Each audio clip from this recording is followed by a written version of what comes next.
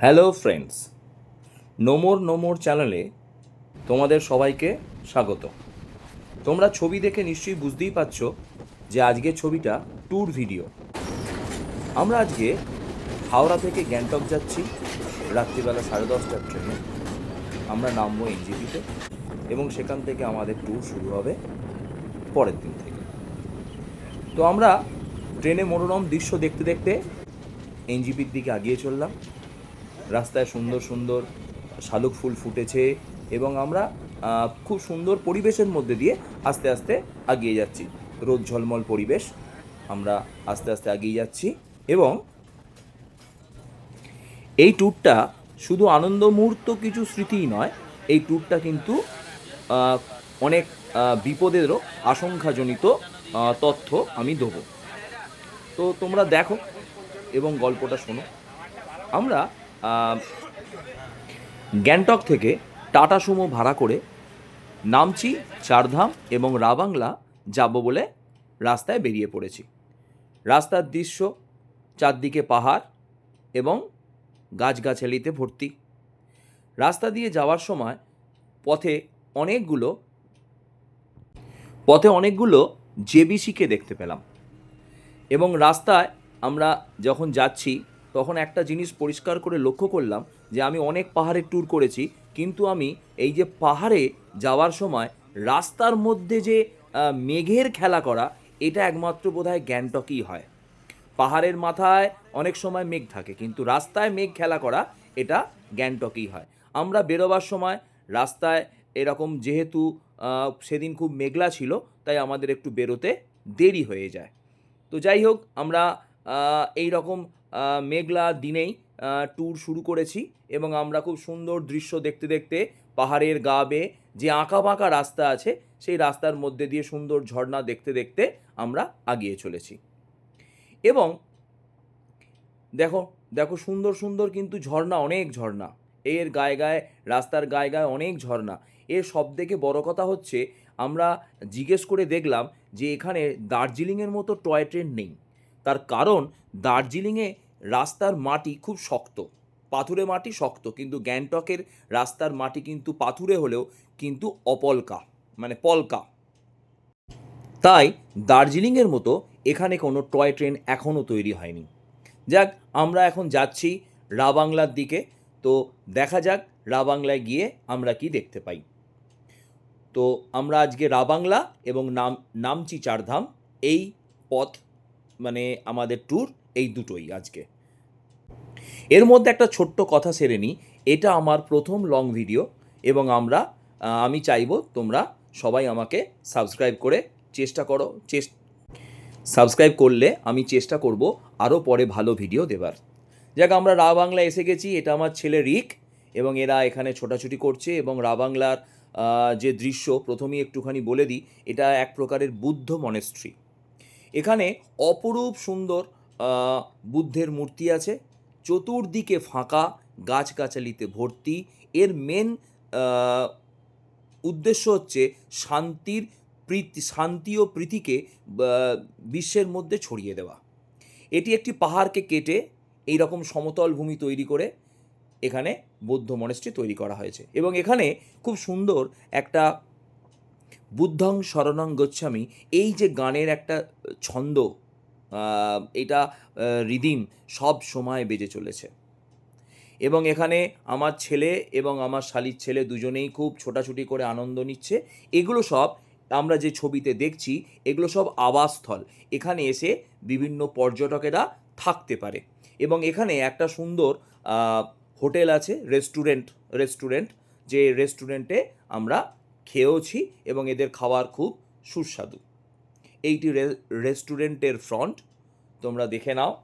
তবে আমি একটা কথা বলবো সবাইকে, তোমরা কিন্তু অবশ্যই গ্যাংটকে এলে রাবাংলা এবং রাবাংলাটি, আপাতত এখন এটাই বলতে পারি, কেউ মিস করবে না। অবশ্যই এসো। এখানে বৌদ্ধ মন্দির দেখলে এবং বৌদ্ধের মূর্তি দেখলে আমার মনে হয় তোমাদের মন এখানে ভরে আমরা যাবে। সুন্দর সবথেকে বড় একটা কথা, পবিত্র গান এখানে পাচ্ছি। স্নিগ্ধ শান্ত পরিবেশ তোমার এই মনকে বলছি এটাই, কাড়বেই। এই পবিত্র গানটা এটা যেন আরো জায়গায়, তোমরা সব দেখো জায়গায় বাজছে। এখানে একটা সুন্দর কিন্তু ওই যে ধ্বনি বাতাসে আকাশে প্রতিধ্বনিত হচ্ছে সেটা তোমরা বুঝতেই পারবে।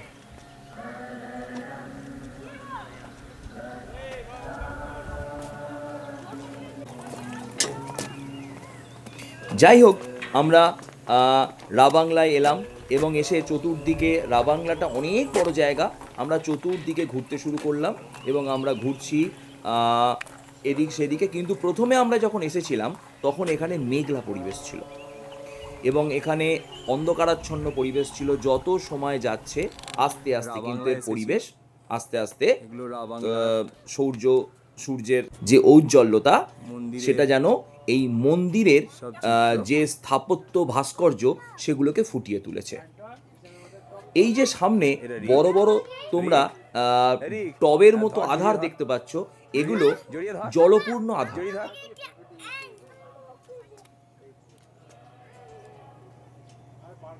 এদিকে আছে, এদিকে ধর।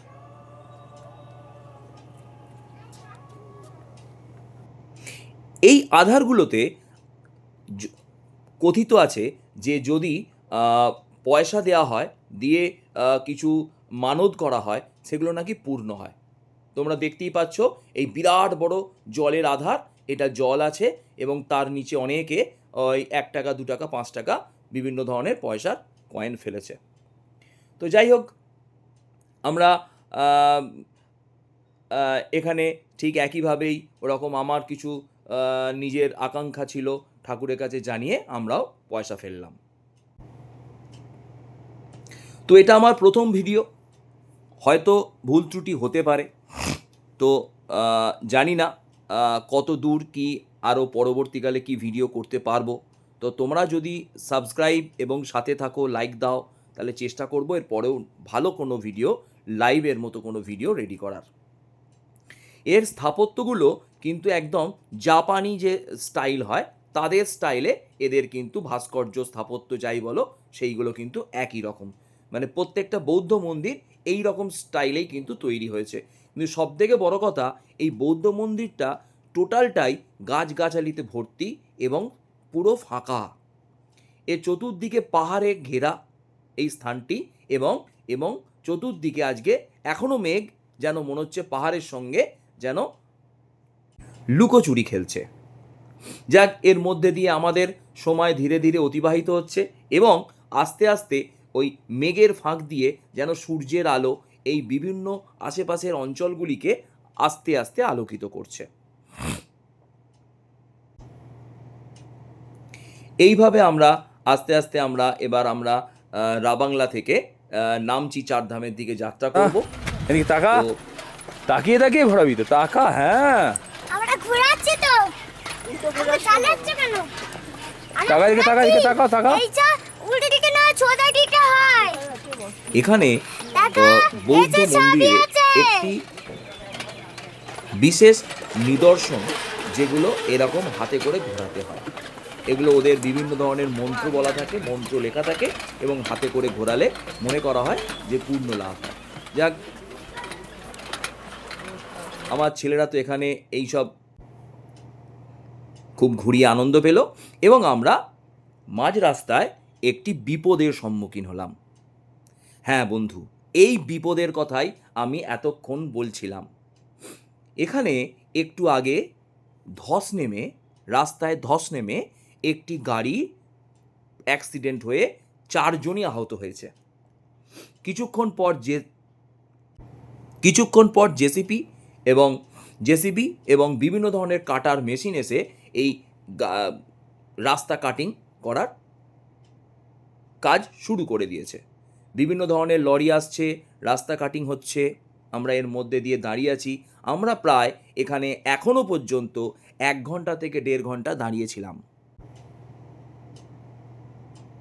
আদেও কতক্ষণ ধরে আমরা এখানে দাঁড়াবো সেটা জানি না। তো ড্রাইভার সাহেব বললেন যে আমরা আদেও আজকে নামচি চারধাম যেতে পারবো কি না সেটাও জানি না, আর এই পথ ধরেই নাকি বাড়ি ফিরতে হয়, তাহলে বাড়ি ফেরাও আমাদের হবে না। এবার বন্ধু ভাবো আজকে আমাদের কি অবস্থায় এই জায়গায় এসে পড়েছি। প্রচণ্ড পাহাড়ি এলাকা, খুব ঠান্ডা এবং যেহেতু আজকে প্রায় বিকাল গড়িয়ে এসেছি, এবং খুব ভালো লাগছে। এটা আমাদের ড্রাইভার। প্রচণ্ড স্মার্ট এবং খুব কোঅপারেট নির্ভীক সাথে আমরা মাঝ রাস্তায় এবং রাস্তা নিয়ম রাস্তার ছিলেন জন্য একটা। তিনি বললেন মানে যে কাজ চলছে। উনি বললেন যে যদি ওপরে পাথরগুলো রাস্তা আমাদের ফেলছে, থাকে তাহলে কিন্তু আমাদের এখানে ওপরে কোথাও পাথরগুলোকে ভেঙে ভেঙে এখানে ফেলছে। যাক রাস্তার কাজ রাস্তা চলছে, ব্লক আছে। রাস্তার উপরে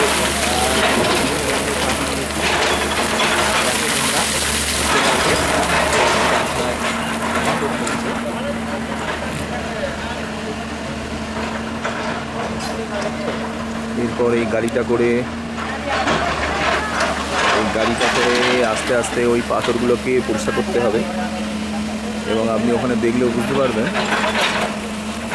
ওখানে রাস্তাটা ফুল ব্লক হয়ে রয়েছে, ফুল ব্লক।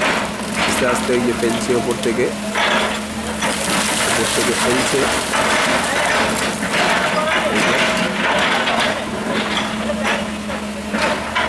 ফেলছে আস্তে আস্তে।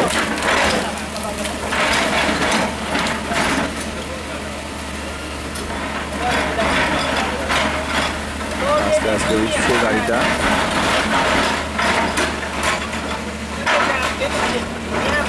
এবং রাস্তার উপরে এগুলো সব ফেলছে আস্তে আস্তে। রাস্তা পুরো ব্লক হয়ে গেছে, গাড়ি পরপর দাঁড়িয়ে গেছে। আমাদের গাড়িটা কিছু দূরে আছে।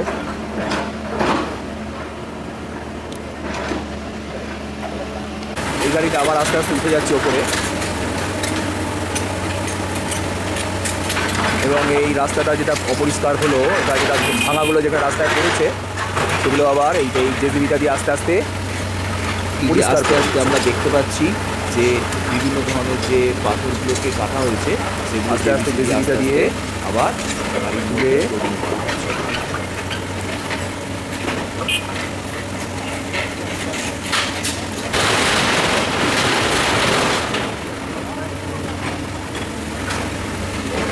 রোড তৈরি হচ্ছে। রোডের জন্য একটা আস্তে আস্তে পাহাড়টাকে কেটে দিচ্ছে। প্রায় ঘন্টা তিনেক চারেক পর এই অবস্থায় আমরা এসে পৌঁছেছি প্রায় হয়তো আধ ঘন্টা 1 ঘন্টা যে রাস্তার কাজ মোটামুটি কন্ট্রোল হয়েছে। হয়তো কিছুক্ষণের মধ্যে কোনো সুখবর শোনা যাবে। আবার মানে ওপরে আবার পুনরায় এর কাজ চলছে, বিল্ডিংয়ের কাজ চলছে। এটা বিল্ডিং করছে এই জায়গাটায়।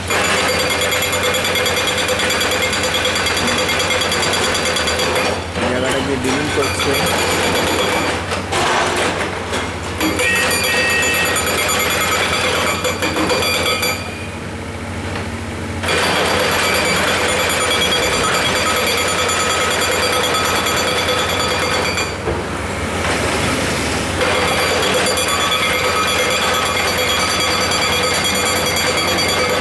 মোটামুটি শেষের দিকে। তো গাড়িটা নেমে পড়ছে। এবার রাস্তাটা যেখানটা আমরা দেখলাম যে খুব পাথর জমে গেছে, সেখানটা ওই জেসিবি দিয়ে আস্তে আস্তে পরিষ্কার করে দেওয়া হবে।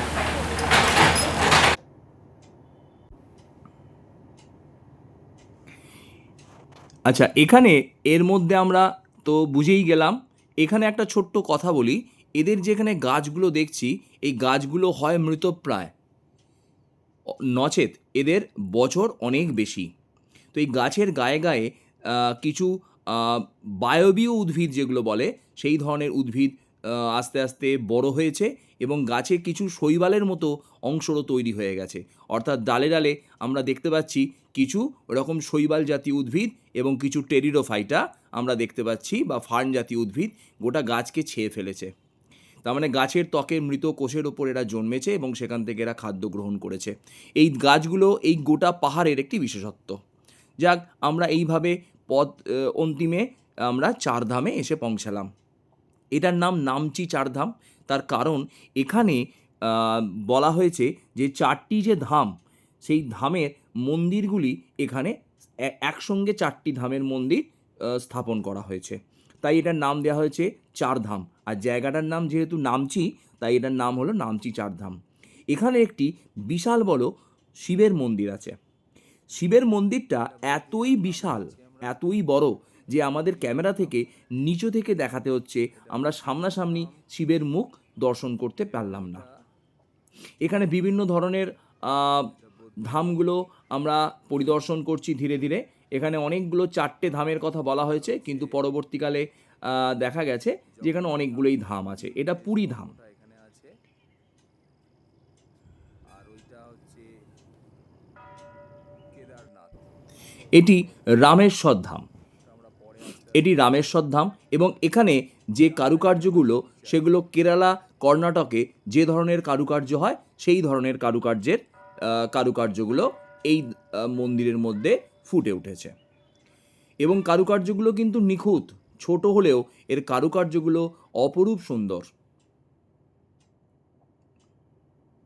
এই মন্দিরগুলো দেখলেই বুঝতে পারা যায় যে এখানে প্রত্যেকটা কারুকার্যের মধ্যে তাদের যে সেই স্থানের যে স্থাপত্য সেটাকে এরা তুলে ধরার চেষ্টা করেছে। এর মধ্যে সবথেকে যেটা মূল আকর্ষণ সেটা কিন্তু হলো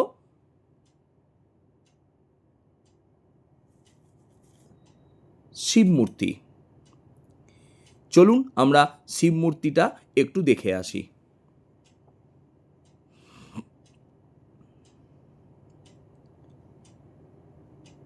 দ্বারকেশ্বর ধাম। এখানে বিভিন্ন ধরনের ধামের সৃষ্টি করা হয়েছে।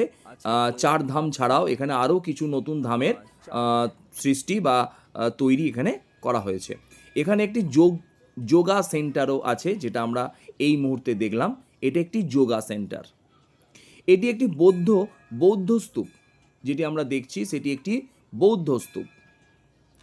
এই রকমভাবে চতুর্দিকে এদের বিভিন্ন ধরনের মন্দির দিয়ে ঘেরা, আর এর মূল আকর্ষণ বারবার একটাই কথা বলছি, যেটা শিব মূর্তি, এবং এই যে চোখে আমরা আসছে তার সামনে আছে নন্দী মহারাজ। প্রচণ্ড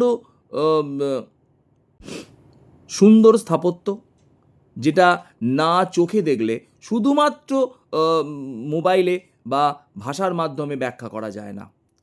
এর সর্বাপেক্ষা যেটি বিশেষ বৈশিষ্ট্য সেটি হলো এর বিশালতা।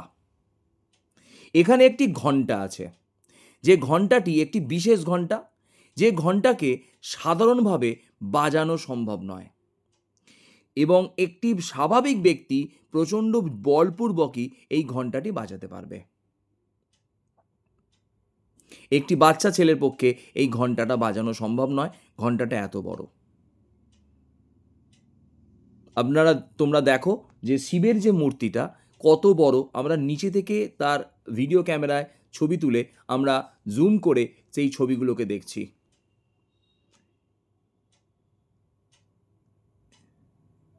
এত বড় শিব এর আগে আমি কোথাও দেখিনি, এবং তার সামনে নন্দী মহারাজও ততটাই বড়।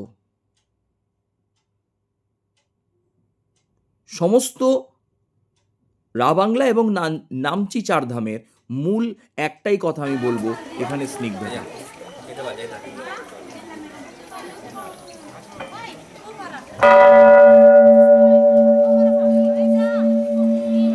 আমি পারবো।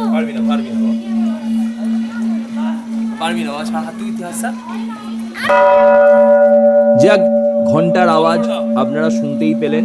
একটা বাচ্চার ছেলের পক্ষে ঘন্টা বাজানো সম্ভব নয়।